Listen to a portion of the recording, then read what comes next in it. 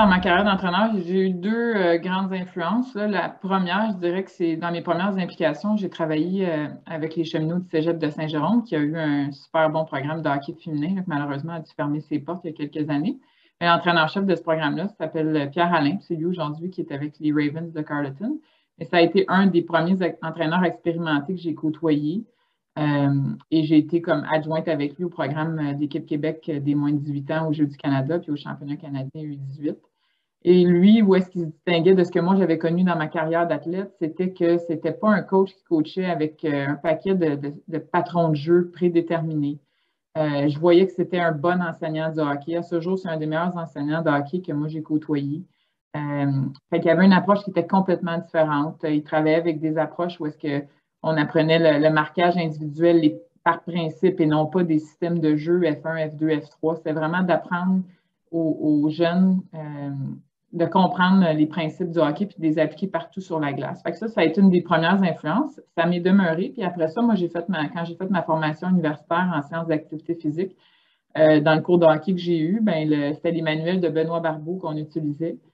Puis c'est un peu ce principe-là que Benoît utilisait. Fait que ça a été mes premières influences vraiment sur le plan coaching, le plan plus stratégique, technique du hockey. Puis j'ai toujours continué dans cette veine-là après, puis j'ai continué ma formation, j'ai poussé ça de mon côté. La première personne qui me vient à l'esprit, c'est mon père. Évidemment, mon père avait eu une carrière professionnelle comme joueur. Puis dès mon jeune âge, lorsque j'ai eu la passion, évidemment, de commencer à jouer au hockey à 4 ans, mon père était mon tout premier entraîneur. Puis j'ai eu la chance qu'il me dirige jusqu'au niveau Pee-Wee. Par la suite, évidemment, j'ai été coaché au niveau Bantam, Midget, Junior par d'autres entraîneurs. Mais la première personne qui m'a donné la piqûre de la passion du hockey, puis les meilleurs conseils que j'ai eus jeune, c'était mon propre père. Par la suite, c'est sûr et certain que j'ai eu d'excellents entraîneurs tout au long de ma carrière. Puis après ça, je te dirais la personne la plus grande influence dans toute ma carrière, ça a certainement été Danielle Sauvageau, qui est notre directrice générale avec les Carabins. Bon, c'est elle qui m'a donné ma première chance, si on veut, derrière le banc. Elle m'avait engagée pour mettre sur pied le programme de hockey à l'Université de Montréal. Puis elle m'a annoncé par après que je pourrais rester dans le staff. Puis ça a été vraiment quelqu'un qui m'a fait confiance et qui voulait permettre à quelqu'un, une jeune femme idéalement, qui avait le potentiel d'être entraîneur des Carabins, qui a toujours resté à mes côtés, vraiment pour m'accompagner, mais sans jamais se mettre à ma place ou faire les choses pour moi ou m'imposer des choses. C'était quelqu'un à qui je pouvais me référer tout le temps. Elle était là, en guillemets, pour me protéger parce que j'avais quand même juste 4 ans d'expérience derrière un banc quand j'ai commencé à coacher avec les Carabins.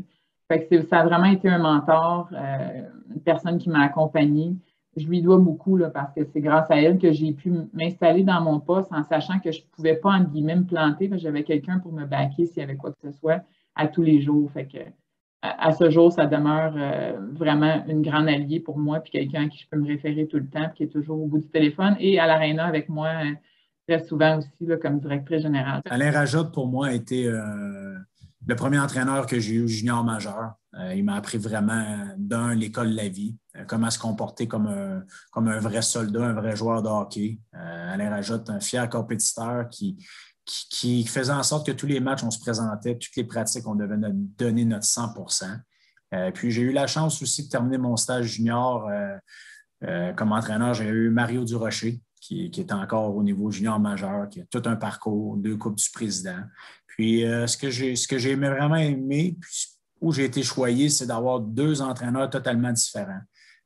Donc, Mario était plus stratégique. Il mettait l'emphase sur tout ce qui est stratégie, système de jeu.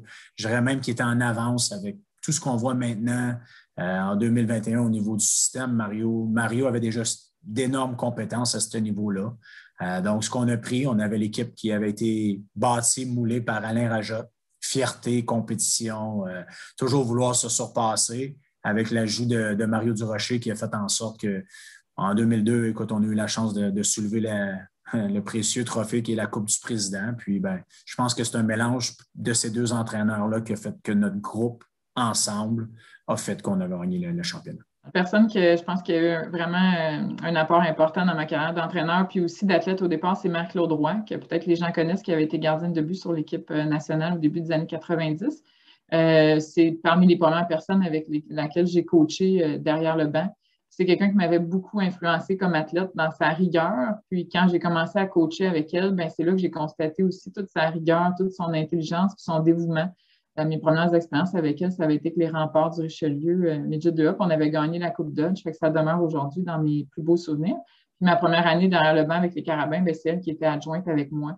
Fait que, au niveau des femmes là, qui m'ont accompagnée dans le sport, je pense que c'est une personne que je ne peux pas oublier non plus. Pour les jeunes entraîneurs, souvent, on pense quand ça fait plusieurs années, par exemple, qu'on a joué, nous, comme athlètes, ou quand ça fait quelques années qu'on coach derrière un banc, souvent, on fait l'erreur de penser que, bon, on est rendu maintenant, je suis compétent ou je suis compétente, puis je suis capable de faire le travail.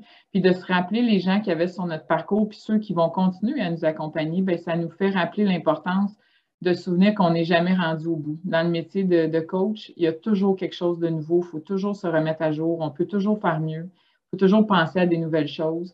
Fait que pour moi, de souligner ceux qui nous ont accompagnés avant, ça nous fait aussi penser à ceux qui pourraient continuer à nous accompagner dans notre travail parce que c'est tellement large le métier d'entraîneur, il y a tellement d'aspects qu'on doit maîtriser, tellement d'habiletés que c'est sans fin. Alors, moi, je trouve ça important de remercier ces gens-là, puis de penser d'où on vient, puis de nous aider à réfléchir sur le chemin qu'il nous reste à faire pour continuer à devenir des meilleurs coachs.